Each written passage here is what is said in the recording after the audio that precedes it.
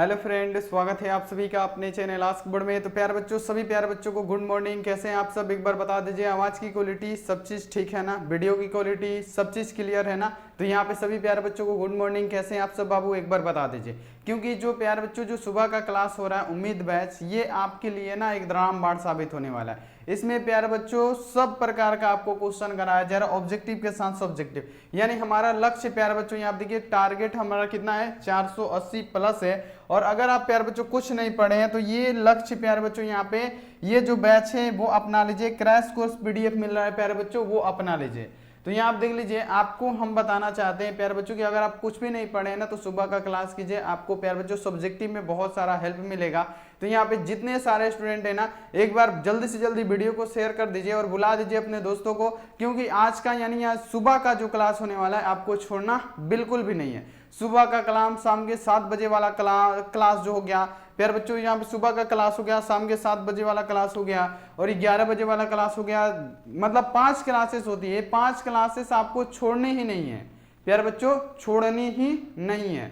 तो आप लोग छोड़िएगा नहीं प्यारे बच्चों, ये 5 क्लास और 5 क्लास प्यारे बच्चों। अभी तो कुछ यहाँ पे 3 क्लास चल रहा है, 4 क्लास चल रहा है, कुछ क्लासेस गैप हो रही है दुर्गा पूजा की वजह से, तो उसके लिए सॉरी बाबू। लेकिन यहाँ पे देखिए दुर्गा पूजा के बाद से आपका पूरा क्लास रेगुलर चलेगा। तो यहाँ पे सभी बच्चे ज्वाइन कीजिएगा। और यहाँ पे देखिए ये जो बैच है ना, लक्ष्य प्यारे बच्चों हम लोग का 480 वाला, तो सुबह में ज्यादा से ज्यादा आप लोग ट्राई कीजिए कि लाइव आए, सबसे ज्यादा लाइव आपको सुबह में आना है। तो यहाँ पे सभी बच्चे सुबह में आइए लाइव। और यहाँ पे ये जो प्यारे बच्चों जो हमारा है ना प्यारे बच्चों, यहाँ आप देख लीजिए उम्मीद बैच यानी 2024 के लिए ये आप लोग ज्वाइन कीजिए। और प्यारे बच्चों इसका सारा क्वेश्चन करिए, क्योंकि ये सब क्वेश्चन ही बहुत ज्यादा इंपॉर्टेंट है। तो चलिए प्यारे बच्चों, यहाँ आप देख लीजिए फटाफट से, अगर आप लोग चैनल पे पहली बार आए हैं तो फटाफट से आप लोग चैनल को सब्सक्राइब कर दीजिए। चैनल को सब्सक्राइब कर दीजिए। सब्सक्राइब करने के बाद से बेल आइकन को प्रेस करके ऑल पे कीजिए। लाइक नहीं किए प्यारे बच्चों, लाइक कर दीजिएगा फटाफट, जल्दी से जल्दी लाइक कर दीजिएगा। व्हाट्सएप ग्रुप में नहीं जुड़े हैं, नॉर्मल व्हाट्सएप ग्रुप में जुड़ना है। देखिए नॉर्मल व्हाट्सएप ग्रुप में जुड़ना है, 91 35 74 20 24। हमारा एक ही नंबर है प्यारे बच्चों, एक ही नंबर है, यही नंबर है 91 35 74 20 24। नॉर्मल व्हाट्सएप ग्रुप में जुड़ना है, आपको क्लास करना है आपको प्यारे बच्चों, तो आप इस पे मैसेज करके जुड़ जाइए। अगर आपको यहाँ देखिए पैड ग्रुप में जुड़ना है, पैड ग्रुप में जुड़ने के लिए आप लोग इस पे कॉल कीजिए। इस पे क्या होता है, क्रैश कोर्स का पीडीएफ, जैसे ये क्लास हो रहा है इसका पीडीएफ उस पर डाल दिया जाएगा। तो यहाँ देखिए ये जो आप लोग, अगर आप लोग पैड ग्रुप में जुड़ना चाहते हैं तो प्यारे बच्चों पैड ग्रुप में जुड़ने के लिए आप लोग इस नंबर पे कॉल कर लीजिए, हम आपको प्यारे बच्चों पैड ग्रुप में जोड़ देंगे। तो चलिए यहाँ आप देख लीजिए, ये तो बात हो गई। तो चलिए यहाँ पे हम शुरू करते हैं प्यारे बच्चों। क्या आज के उम्मीद बैच में हम लोग पढ़ने वाले ऑब्जेक्टिव के साथ सब्जेक्टिव, यानी लक्ष्य हमारा सब्जेक्टिव ही ज्यादा है, सब्जेक्टिव भी ज्यादा लक्ष्य है, क्योंकि ऑब्जेक्टिव का तो क्लास बहुत करते हैं हम लोग। और यहाँ आप देख लीजिए ये आज का क्लास होने वाला है केमिस्ट्री का। तो चलिए यहाँ पे बिना किसी देरी के प्यारे बच्चों हम एक एक क्वेश्चन को शुरू करते हैं। देखिए जैसे एक क्वेश्चन आता है आपके एग्जाम में, ध्यान रखिएगा, ऑब्जेक्टिव निम्नलिखित में से कौन मुक्त अवस्था में पाई जाती है? कौन प्यारे बच्चों मुक्त अवस्था में पाई जाती है, कौन संयुक्त अवस्था में पाई जाती है? क्वेश्चन आता है ना, आता है आपके एग्जाम में। ये पूछा गया है कि मुक्त अवस्था क्या होती है, यानी मुक्त अवस्था में क्या पाई जाती है। एक बार आंसर लगाइए सब बच्चे कि प्रकृति में मुक्त अवस्था में क्या पाया जाता है। प्रकृति में मुक्त अवस्था में क्या पाया जाता है? आप बताते हैं सोना और क्या बाबू, प्लेटिनम, गोल्ड और प्लेटिनम क्या होता है, प्रकृति में मुक्त अवस्था में पाई जाती है। तो यहाँ पे देख लीजिए, वहीं हम पढ़ने वाले हैं कि ये मुक्त अवस्था आखिर होता क्या है। प्यारे बच्चों ये जो मुक्त अवस्था होता है ना, फ्री स्टेट, प्यारे बच्चों ये जो मुक्त अवस्था होती है ये क्या होती है ये हम जानेंगे। तो यहाँ पे आप लोग कॉन्सेंट्रेट रहिएगा, पूरा ध्यान से समझिएगा, एक एक क्वेश्चन आपको समझ में आएगा। तो यहाँ आप देख लीजिए क्या है कि मुक्त अवस्था क्या होती है। तो देखिए मुक्त अवस्था हमारी क्या होती है, तो ऐसे पदार्थ जो वायुमंडल के ऑक्सीजन, जल वाष्प, कार्बन डाइऑक्साइड इत्यादि जैसे अभिक्रिया नहीं करते हैं, उसे ही हम लोग क्या कहते हैं प्यारे बच्चों, उसे ही हम लोग क्या कहते हैं, मुक्त अवस्था कहते हैं। और उसी को हम लोग क्या कहते हैं प्यारे बच्चों, मुक्त अवस्था में पाए जाने वाला तत्व भी कहते हैं। यहाँ पे समझिएगा प्यारे बच्चों, एक लाइन में अगर आप लोग समझ गए तो जिंदगी भर नहीं भूलेंगे। देखिए मुक्त अवस्था है, मुक्त अवस्था का मतलब क्या, फ्री एकदम। क्या प्यारे बच्चों, मुक्त का मतलब होता है फ्री, यानी मुक्त अवस्था में प्यारे बच्चों क्या पाया जाता है। तो मुक्त अवस्था आखिर क्या होता है, अगर आपको सिर्फ एग्जाम में पूछ दे कि मुक्त अवस्था क्या होता है, तो आप बताइएगा कि ऐसा पदार्थ जो वायुमंडल के ऑक्सीजन, जल वाष्प, कार्बन डाइऑक्साइड इत्यादि जैसे अभिक्रिया क्या करे, नहीं करे, उससे क्या करे प्यारे बच्चों, वैसा पदार्थ, माने वैसा पदार्थ जो क्या करे, न वायुमंडल के साथ, न ऑक्सीजन के साथ, न जल वाष्प के साथ, न कार्बन डाइऑक्साइड के साथ, किसी के साथ अगर इसकी अभिक्रिया नहीं होती है तो उस प्रकार के हम धातु को प्यारे बच्चों क्या कहते हैं, उसे ही हम लोग मुक्त अवस्था में पाए जाने वाले तत्व कहते हैं। उस प्रकार के तत्वों को मुक्त अवस्था में पाए जाने वाला तत्व कहेंगे, जो प्यारे बच्चों क्या ऐसा पदार्थ जो वायुमंडल के क्या न ऑक्सीजन से, ना जल वाष्प से, ना प्यारे बच्चों कार्बन डाइऑक्साइड से किसी से प्रतिक्रिया ना करे, उसे ही हम लोग क्या कहेंगे प्यारे बच्चों, उसी प्रकार के अवस्था में पाए जाने वाले तत्व को हम लोग क्या कहते हैं प्यारे बच्चों, मुक्त अवस्था वाला तत्व कहते हैं। अब यहाँ आप देख लीजिए जैसे क्या हो गया सोना, और यहाँ देखिए चांदी भी होता है लेकिन उतना नहीं माना जाता है, लेकिन देखिए प्लेटिनम, गोल्ड और प्लेटिनम जो होता है प्यारे बच्चों वो मुक्त अवस्था में पाया जाता है। तो यहाँ पे आपको पता चल गया कि मुक्त अवस्था आखिर होता क्या है। अगर आपसे क्वेश्चन पूछ देगा मुक्त अवस्था क्या, तो ऐसा पदार्थ जो प्यारे बच्चों वायुमंडल के ऑक्सीजन, जल वाष्प, कार्बन डाइऑक्साइड किसी से अभिक्रिया करे ही ना, किसी से क्या प्यारे बच्चों अभिक्रिया ना करे, तो उस मुक्त में पाए जाने वाले तत्व को हम लोग क्या कहते हैं, मुक्त अवस्था वाला तत्व कहते हैं। अगला देख लीजिए यहाँ पे देखिए संयुक्त अवस्था। संयुक्त अवस्था प्यारे बच्चों क्या कंबाइंड, यानी क्या है वो कंबाइंड करेगा, वो क्या करेगा अभिक्रिया करेगा। यहाँ पे देखिए क्वेश्चन आता है मुक्त अवस्था, संयुक्त अवस्था। मुक्त अवस्था तो हम लोग पढ़ लिए कि मुक्त अवस्था क्या होता है, तो प्यारे बच्चों अब आता है कि संयुक्त अवस्था क्या होता है। संयुक्त अवस्था क्या होता है प्यारे बच्चों, यहाँ पे आप लोग बताइएगा कि संयुक्त अवस्था क्या होता है। उसमें चांदी गलती से लिख दिए थे। संयुक्त अवस्था प्यारे बच्चों क्या होता है, संयुक्त अवस्था, तो देखिए संयुक्त अवस्था की बात करें तो ऐसे पदार्थ जो वायुमंडल के ऑक्सीजन, जल वाष्प, कार्बन डाइऑक्साइड इत्यादि जैसे अभिक्रिया करते हैं, क्या करते हैं ये अभिक्रिया करते हैं। और यहाँ पे मुक्त अवस्था में क्या हो रहा है, मुक्त मतलब फ्री में, वो अभिक्रिया नहीं करेगा। मुक्त अवस्था अगर ये अभिक्रिया कर रहा है तो ये क्या कहलाएगा प्यारे बच्चों, संयुक्त अवस्था कहलाएगा। तो यहाँ पे आपको याद रखना कि अगर ये अभिक्रिया कर रहा है तो क्या कहलाएगा बाबू, ये संयुक्त अवस्था कहलाएगा। और प्यारे बच्चों इससे सस्ता और इससे अच्छा डिफिनेशन आपको कहीं नहीं मिलेगा। ये सब प्यारे बच्चों क्वेश्चन एक बार मोबाइल में देख लीजिएगा ना, PDF रहेगा, आपको रिपीट क्वेश्चन लिखने की भी जरूरत नहीं है कॉपी पेन में।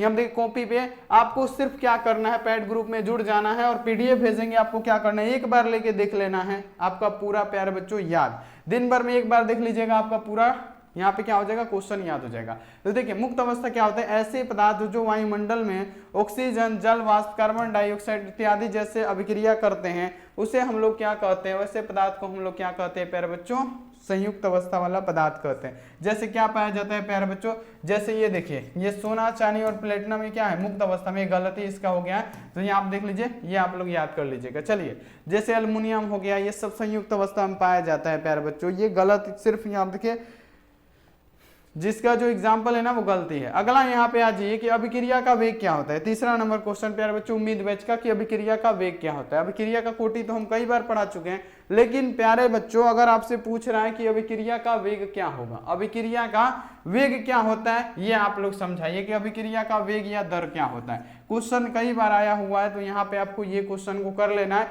कि अभिक्रिया का वेग क्या होता है। तो देखिए यहाँ देखिए इकाई समय में अभिकारक या उत्पादक की सांद्रता में होने वाली परिवर्तन की दर को रासायनिक अभिक्रिया का दर या अभिक्रिया का वेग कहा जाता है। चलिए इतना सटीक डिफिनेशन प्यारे बच्चों देख लीजिए, इतना सटीक डिफिनेशन जो प्यारे बच्चों आपके एग्जाम के लिए ना रामबाण साबित हो जाएगा। देखिए क्वेश्चन आपके सामने है कि इकाई समय में अभिक्रिया का वेग या दर क्या होता है। तो देखिए इकाई समय में अभिकारक या उत्पाद की सांद्रता में जो भी परिवर्तन होगा उसके दर को यानी बटे को हम लोग क्या कहेंगे प्यारे बच्चों, अभिक्रिया का दर या वेग कहेंगे। अब यहाँ आप देख लीजिए, यदि यहाँ आप देखिए डेल्टा टाइम में यानी कुछ टाइम में टी समय के अंतराल में अभिकारक का उत्पादक की सांद्रता अगर सी है तब क्या होता है प्यारे बच्चों, यहाँ पे आपको याद रखना है डेल्टा आर बराबर क्या होता है, यहाँ पे आपको याद रखना है डेल्टा, यहाँ पे क्या हो जाएगा, यहाँ पे देखिए सी है ना, डेल्टा सी बटा क्या हो जाएगा प्यारे बच्चों, डेल्टा हमारा टी हो जाएगा।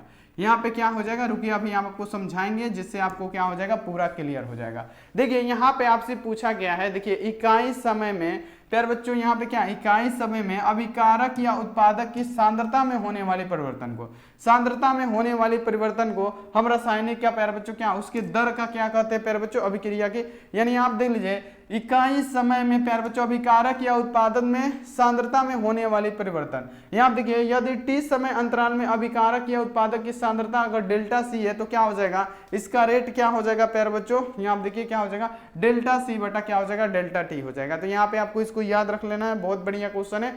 अगला क्वेश्चन आ जाए कि अभिक्रिया की आणविकता क्या होती है, बहुत गजब का क्वेश्चन है, ये भी क्वेश्चन आपको याद रखना है कि अभिक्रिया की आणविकता क्या है। अभिक्रिया की आणविकता क्या होती है प्यारे बच्चों, चलिए अब हम इसको समझते हैं कि अभिक्रिया की आणविकता आखिर क्या होती है। तो अभिक्रिया की आणविकता क्या होती है, तो किसी रासायनिक अभिक्रिया में भाग लेने वाले अभिकारकों के अणु की संख्या को अभिकारक का आणविकता कहा जाता है। देखिए कितना एक लाइन का डिफिनेशन है प्यारे बच्चों, और शॉर्ट क्वेश्चन में आपको इसी प्रकार लिखना है, इसी प्रकार लिखना है। यहाँ पे देखिए कि किसी रासायनिक अभिक्रिया में भाग लेने वाले अभिकारकों के अणुओं की संख्या को अभिक्रिया की अणुवक्ता कहते हैं हम लोग। तो यहाँ पे यही ना पूछा गया कि अभिक्रिया की अणुवक्ता क्या होता है, तो किसी रासायनिक अभिक्रिया में भाग लेने वाले अभिकारक के अणुओं की संख्या को हम लोग अभिकारक के, किसी भी रासायनिक अभिक्रिया में भाग लेने वाले जो भी अभिकारक के अणुओं की संख्या होगी उसी को हम लोग क्या कहते हैं प्यारे बच्चों, तो अभिकारक की आणविकता कहते हैं। तो यहाँ पे आप लोग इसको याद रखिएगा। यहाँ देख लीजिए आगे क्या लिखा गया है कि आणविकता के आधार पर अगर अभिक्रिया में भाग लेने वाले अणुओं की संख्या 1, 2 तथा 3 है। यहाँ पे समझिएगा कि आणविकता के आधार पर, यहाँ देखिए उनके अणुओं की संख्या को ना, उनके अणुओं की संख्या को ना हम लोग प्यारे बच्चों क्या कहते हैं, अभिक्रिया की आणविकता कहते हैं। तो जो अणु मान लीजिए 1, 2, 3 हो उसे हम लोग क्रमशः क्या किस नाम से जानते हैं प्यारे बच्चों, यहाँ देखिए 1 अणु, 2 अणु तथा 3 अणु के नाम से जानते हैं। तो ये भी आपको याद रखना है। ये सब क्वेश्चन होता है प्यारे बच्चों बहुत जबरदस्त, जो आपके एग्जाम में पूछा जाता है, तो स्क्रीनशॉट भी लेते चलिए, पढ़ते चलिए। अगला यहाँ पे आ जाइए, पायस क्या होता है प्यारे बच्चों। ये क्वेश्चन ना इसको डीपली समझाएंगे क्योंकि ये पूछा गया प्रश्न है। और यहाँ पे ऐसा मत समझिएगा कि ये पायस समझिए कि इसी द्रव में द्रव का परिक्षेपण, नहीं, इसको कैसे लिखना है, इसके प्रकार क्या होते हैं, सब आपको पता चलेगा, तभी तो नंबर मिलेगा। यहाँ पे देख लीजिए कि यहाँ देखिए पायस क्या होता है, तो वह कोलाइडी विलयन जिसमें प्रक्षेपित प्रवस्था प्रक्षेपण माध्यम दोनों क्या हो, द्रव हो। यहाँ देखिए 2 प्रकार का यहाँ देखिए पायस होता है, समझिएगा। यहाँ पे प्यारे बच्चों यहाँ पे पूछा गया है कि पायस क्या होता है प्यारे बच्चों, इमल्सन क्या होता है, इमल्सन क्या होता है। तो यहाँ देखिए वह कोलाइडी विलयन जिसमें प्रक्षेपित प्रवस्था और प्रक्षेपण माध्यम दोनों ही द्रव अवस्था में, उसे हम लोग क्या कहते हैं प्यारे बच्चों, उस कोलाइड को हम लोग क्या कहते हैं, पायस कहते हैं। इसे हम लोग इमल्सन के भी नाम से जानते हैं। तो ये आप लोग जान गए कि अगर प्रक्षेपित प्रवस्था और प्रक्षेपण माध्यम क्या हो प्यारे बच्चों, अगर प्रक्षेपित प्रवस्था और प्रक्षेपण माध्यम आपका क्या हो प्यारे बच्चों, क्या हो, यहाँ पे आपको याद रखना है कि द्रव हो, तो उस प्रकार के बने प्यारे बच्चों, यहाँ देखिए उस प्रकार के बने स्थिति को क्या कहते हैं प्यारे बच्चों, हम लोग कहते हैं प्यारे बच्चों इमल्सन। यहाँ पे आपको याद रखना है। वैसे ही प्रस्ताव को हम लोग क्या कहते हैं, इमल्सन कहते हैं। तो यहाँ देखिए अगला यहाँ पे आते हैं कि इसके प्रकार कितने होते हैं। यहाँ देखिए पायस के प्रकार कितने होते हैं, यहाँ पे आपको बताना है कि पायस के प्रकार। यहाँ पे समझिएगा बाबू, बहुत बढ़िया क्वेश्चन है।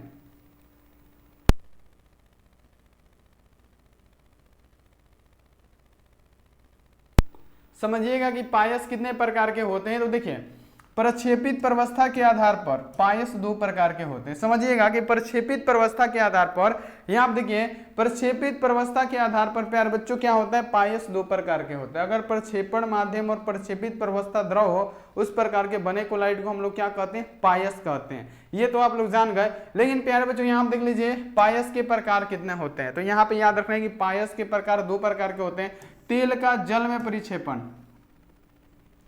तेल का जल में परिक्षेपण पूछा जाता है प्यारे बच्चों। पायस के कितने प्रकार होते हैं, संक्षिप्त टिप्पणी करें। यह पूछ देगा कि लिखे कि तेल का जल में परिक्षेपण कैसे होगा, तेल का जल में परिक्षेपण कैसे होगा।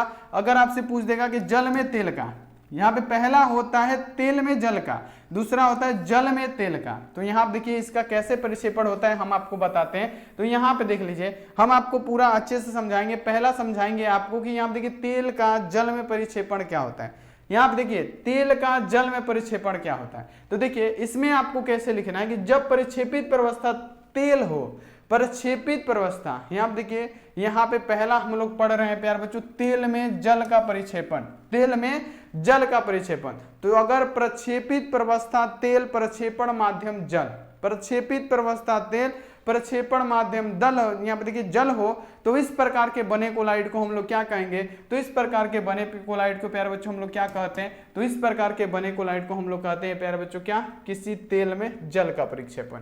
क्या कहते हैं प्यारे बच्चों, इसी तेल में जल का परिक्षेपण कहते हैं। तो यहाँ पे आपको याद रखना है कि प्यारे बच्चों जो तेल में जल का परिक्षेपण पहला था और दूसरा था जल में तेल का। तो यहाँ पे आपको याद रखना है, अगर आपसे तेल में जल का पूछे, आपको बताना है तेल में जल का, यहाँ देखिए तेल में जल का परिक्षेपण पूछे तो आपको लिखना है कि अगर प्रक्षेपित प्रवस्था तेल हो, प्रक्षेपित प्रवस्था तेल हो, प्रक्षेपण माध्यम प्यारे बच्चों क्या हो, जल हो, तब क्या उस गोलाइड को कहेंगे हम लोग किसी तेल में जल का प्रतिक्षेपण कहेंगे। तो यहाँ पे आपको इसको याद रखना। अब यहाँ पे आएगा जल में तेल का प्रतिक्षेपण। जल में प्यारे बच्चों तेल का प्रतिक्षेपण क्या होता है? तो अगर यहाँ आप देख लीजिए, पहले देखिएगा जब प्रक्षेपित प्रवस्था जल हो, इसमें क्या हो रहा है, जल में तेल हो रहा है, तो इसमें क्या हो जाएगा, प्रक्षेपित प्रवस्था पहले जल होगा और प्रक्षेपण माध्यम तेल होगा। तेल में जल के लिए क्या होगा, प्रक्षेपित प्रवस्था तेल होगा, प्रक्षेपण माध्यम जल होगा। लेकिन जल में तेल के लिए पूछा जाए, प्रक्षेपित प्रवस्था तेल, यहाँ देखिए प्रक्षेपित प्रवस्था जल और प्रक्षेपण माध्यम तेल हो, तो उस प्रकार के क्लोराइड को हम लोग क्या कहेंगे प्यारे बच्चों, किसी जल में तेल का प्रतिक्षेपण कहेंगे। तो यहाँ पे आपको ये सब याद होना चाहिए, बहुत डीपली क्वेश्चन है, ये सब क्वेश्चन याद कर लीजिएगा। चलिए प्रासरणिक आपको परिभाषित करें, देख लीजिए आपके सामने कितने बार पूछा गया क्वेश्चन है कि प्रासरणिक आपको प्यारे बच्चों प्रभावित करे, ओस्मोटिक प्रेशर को प्यारे बच्चों आपको क्या करना है, परिभाषित करे। तो देखिए पारिश्रणिक दाब क्या होता है, तो देखिए अर्धपारगम्य झिल्ली द्वारा विलायक के पृथक किए गए विलयन में विलय के प्रयोग को रोकने के लिए विलय पर लगाए गए आवश्यक वाहक बल को ही हम लोग परासरण दाब के नाम से जानते हैं। तो ये भी साथ में आपको याद रखना है, ये भी क्वेश्चन इंपॉर्टेंट होता है। इसके बाद से ऑब्जेक्टिव भी है, तो ऑब्जेक्टिव भी आप लोग कर लीजिएगा। यहाँ पे ये सब क्वेश्चन बहुत इंपॉर्टेंट होता है। देखिए अर्धपारगम्य झिल्ली द्वारा विलायक से पृथक किए गए विलयन में विलायक के प्रवेश को रोकने के लिए विलयन पर लगाए गए आवश्यक बल होगा, जितना भी प्यारे बच्चों किस में, तो विलय में विलायक के प्रवेश के रोकने के लिए। प्यारे बच्चों यहाँ पे देखिए अर्धपारगम्य झिल्ली से आपको पता है ना क्या होता है, परासरण क्रिया में केवल विलायक के अणु ही निकल पाते हैं। यहाँ पे देख लीजिए, तो यहाँ पे जिसमें देख लीजिए पृथक किए गए विलयन में विलायक के प्रवेश को रोकने के लिए, विलयन में विलायक के प्रवेश में रोकने के लिए विलयन पर जितना भी आवश्यक बल लगाया जाएगा उसे ही हम लोग क्या कहेंगे प्यारे बच्चों, परासरणिक दाब कहेंगे। तो यहाँ पे आपको ये भी याद रखना है, कई बार पूछा गया है, आपके सामने है, ये सब क्वेश्चन याद होना चाहिए। अब यहाँ देखिए 8 नंबर क्वेश्चन आपके सामने कि किसी तरल के अवाष्पशील विलय मिला दिया जाए, यदि किसी तरल में अवाष्पशील विलय मिला दिया जाए तो उसके वाष्प दाब में कमी आती है, क्यों? किसी तरल पदार्थ में अवाष्पशील विलय मिला दिया जाए तो उसके वाष्प दाब में कमी आती है, क्यों आखिर कमी आती है? ये क्वेश्चन आपसे पूछा गया है, देखिए कितनी बार पूछा गया है। तो यहाँ पे आप लोग क्या जवाब दीजिए, किसी तरल पदार्थ में अवाष्पशील मिला दिया जाए तो उसके वाष्प दाब में कमी आती है क्योंकि विलयन की सतह पर द्रव अणुओं की संख्या घट जाती है। विलयन की सतह पे द्रव अणुओं की संख्या प्यारे बच्चों घट जाती है। यही कारण है प्यारे बच्चों कि क्या होता है, किसी भी तरल में अवाष्पशील विलय मिला देने पर उसकी प्यारे बच्चों वाष्प दाब में क्या होती है, कमी आती है, कमी आती है। तो यहाँ पे आपको इसको याद कर लेना है। अगला यहाँ पे आ जाइए, अगला क्वेश्चन जैसे इसको समझाने की कोशिश करेंगे, किसी तरल यहाँ देखिए अवाष्पशील विलय मिला देने पर उसके वाष्प दाब में कमी आती है। तो प्यारे बच्चों क्या होता है, उसकी जो विलयन की सतह पे द्रव अणुओं की संख्या होगी वो क्या होगी प्यारे बच्चों, घट जाएगी। द्रव अणुओं की संख्या क्या होती है, घट जाती है। चलिए मोलल उन्नयन स्थिरांक क्या है, कई बार पूछा गया क्वेश्चन है कि मोलल उन्नयन स्थिरांक क्या होता है। तो देखिए मोलल उन्नयन स्थिरांक क्या होता है, तो विलायक की 1000 ग्राम में किसी पदार्थ का 1 ग्राम अणु घोलने से क्वथनांक में जो वृद्धि होती है उसे विलयन का, यहाँ देखिए विलायक के मोलल उन्नयन स्थिरांक या क्वथनांक का स्थिरांक भी कहते हैं। तो यहाँ पे आपको ये भी क्वेश्चन याद रखना है कि मोलल उन्नयन स्थिरांक क्या होता है, तो विलायक की 1000 ग्राम में किसी पदार्थ का 1 ग्राम अणु घोलने से क्वथनांक में जो भी वृद्धि होता है उसे विलायक का मोलल उन्नयन स्थिरांक या क्वथनांक का प्यारे बच्चों स्थिरांक भी इसे कहा जाता है। तो ये भी साथ में आपको याद रखना है बाबू। चलिए आप देखिए 10वां नंबर सब्जेक्टिव पढ़िए कि रासायनिक अभिक्रिया से क्या समझते हैं। गजब का क्वेश्चन है, यहाँ पे आप लोग ध्यान रखिएगा कि रासायनिक अभिक्रिया से आप क्या समझेंगे, रासायनिक अभिक्रिया से आप क्या समझते हैं। चलिए रासायनिक अभिक्रिया की बात आई, रासायनिक अभिक्रिया से आप क्या समझते हैं। तो देखिए रासायनिक अभिक्रिया से क्या समझते हैं, तो जब कोई 2 या 2 से अधिक पदार्थ या अभिकारक आपस में मिलकर या अभिक्रिया करके अपने रासायनिक गुणों में परिवर्तित करके एक नए उत्पाद अगर बनाते हैं तो उस प्रकार के प्यारे बच्चों यहाँ आप देख लीजिए, उस प्रकार की प्रक्रिया को हम लोग रासायनिक अभिक्रिया कहते हैं। जैसे वायु तथा नमी की जल, यानी वायु तथा जल की उपस्थिति में लोहे पे जंग लगना, ये क्या होगा, रासायनिक अभिक्रिया। यानी कहने का मतलब समझ लीजिए कि जब यहाँ आप देखिए, जब कोई 2 या 2 से अधिक पदार्थ, जब कोई 2 या 2 से अधिक पदार्थ अभिक्रिया करके आपस में मिल गए, रासायनिक गुणों में परिवर्तित हो गए, एक नए उत्पाद को जन्म देते हैं, नए उत्पाद बनाते हैं, उस प्रकार की क्रिया को हम लोग रासायनिक क्रिया कहते हैं, रासायनिक अभिक्रिया कहते हैं। तो यहाँ पे आपको याद रखना है, जैसे में देख लीजिए वायु तथा नमी की उपस्थिति में क्या, लोहे पे जंग लग जाना। वायु और नमी की उपस्थिति में लोहे पे जंग लगना, लोहा पे पानी गिराइएगा पानी गिर जाएगा, वायु तो वायुमंडल में है, तो उसकी उपस्थिति में लोहे पे क्या होता है, जंग लग जाता है, और जंग को बचाने के लिए आपको जिंक का लेप लगाना पड़ता है। तो ये प्यारे बच्चों 10 क्वेश्चन था। अब यहाँ देखिए ये 10 क्वेश्चन को आपको क्या करना है, याद कर लेना है। 10 क्वेश्चन को याद कर लेना है। अगर आप लोग पैड ग्रुप वाला PDF चाहते हैं तो आप हमारे नंबर पे कॉल करके प्यारे बच्चों बात कर सकते हैं। यहाँ आप देख लीजिए 91 35 74 20 24, आप इस पे कॉल करके प्यारे बच्चों बात कर सकते हैं। देखिए अब यहाँ पे ऑब्जेक्टिव आपका शुरू होता है। ऑब्जेक्टिव है कि निम्नलिखित में से कौन थर्मोप्लास्टिक नहीं है, थर्मोप्लास्टिक कौन नहीं है। क्वेश्चन आता है प्यारे बच्चों की थर्मोप्लास्टिक कौन नहीं है। तो प्यारे बच्चों थर्मोप्लास्टिक कौन होता है, पॉलीस्टाइरीन होता है। PVC हमारा थर्मोप्लास्टिक है, टेफ्लॉन हमारा क्या थर्मोप्लास्टिक है, लेकिन नायलॉन 6 थर्मोप्लास्टिक नहीं है। प्यारे बच्चों नायलॉन 6 थर्मोप्लास्टिक नहीं होता है, ये आपको याद कर लेना है। अगला यहाँ पे आ जाइए क्वेश्चन 12 नंबर की, शून्य कोटि की अभिक्रिया के लिए वेग स्थिरांक की इकाई क्या होती है। दर और दर की स्थिरांक की इकाई किसमें समान होती है, तो आप बताइएगा शून्य कोटि अभिक्रिया में दर और दर स्थिरांक की इकाई समान होती है। अब यहाँ देखिए शून्य कोटि अभिक्रिया के लिए वेग स्थिरांक की इकाई क्या होती है, तो शून्य कोटि अभिक्रिया के लिए वेग स्थिरांक की इकाई यहाँ पे क्या होता है, मोल लीटर का इनवर्स और सेकंड का इनवर्स होता है। मोल लीटर का इनवर्स सेकंड का इनवर्स होता है। तो यहाँ आप देख लीजिए, देखिए जैसे लिखा है मोल लीटर इनवर्स, और यहाँ देखिए क्या हो जाएगा, यहाँ पे हो जाएगा सेकंड का इनवर्स, सेकंड का इनवर्स। तो ये भी साथ में आपको बाबू याद कर लेना है। अगला क्वेश्चन आ जाइए कि निम्नलिखित में से कौन निर्बल अम्ल है। निर्बल यानी क्या हो गया, बहुत कमजोर। निर्बल का हो गया प्यारे बच्चों निर्बल अम्ल, यहाँ पे क्या हो जाएगा मजबूत, सॉरी निर्बल का अम्ल होता है मजबूत अम्ल। निर्बल अम्ल कौन सा है, दुर्लभ अम्ल कौन सा है। यहाँ पे देखिए निर्बल का सॉरी मतलब होता है कमजोर है, निर्बल या दुर्बल। यहाँ पे देखिए निम्नलिखित में से निर्बल अम्ल कौन सा है, तो ये HF है। निर्बल अम्ल कौन सा होगा, HF होगा, ये आप लोग याद कर लीजिएगा। अगला यहाँ पे आ जाइए कि आवर्त सारणी के द्वितीय आवर्त में प्यारे बच्चों तत्वों की संख्या कितनी होती है। आवर्त सारणी के द्वितीय आवर्त में तत्वों की संख्या बताइए, तो एक बार बताइए फटाफट। यहाँ पे सभी बच्चे एक बार वीडियो को शेयर भी कर दीजिए, सुबह का टाइम है बाबू, सब क्वेश्चन याद कर लीजिएगा कि आवर्त सारणी के द्वितीय आवर्त में तत्वों की संख्या। तो आवर्त सारणी के द्वितीय आवर्त में तत्व हमारे होते हैं 8, यहाँ पे क्या हो जाएंगे 8 हमारे राइट आंसर हो जाएंगे। तो यहाँ पे आपको याद रखना है कितने 8 हो जाएंगे। चलिए अगला क्वेश्चन आ जाइए। अगला क्वेश्चन की CO2 गिरनाट अभिक्रिया के साथ प्यारे बच्चों अभिक्रिया करके देता है। CO2 गिरगनाट अभिकर्मक के साथ अभिक्रिया करके हमको क्या देगा, तो CO2 गिरगनाट अभिक्रिया के प्यारे बच्चों यहाँ पे पूछा गया कि साथ अभिक्रिया करके क्या देगा, ये देगा प्यारे बच्चों कार्बोक्सिलिक अम्ल। क्या देगा, कार्बोक्सिलिक अम्ल देगा, यानी ए वाला ऑप्शन आपका सही होगा, ए वाला ऑप्शन आपका सही होगा। अगला आ जाए कि गिरगनाट अभिकर्मक तैयार करने में प्रयुक्त घोलक होती है। फटाफट आंसर लगाइए कि गिरगनाट अभिक्रिया को तैयार करने में कौन सी घोलक की आपको आवश्यकता पड़ेगी।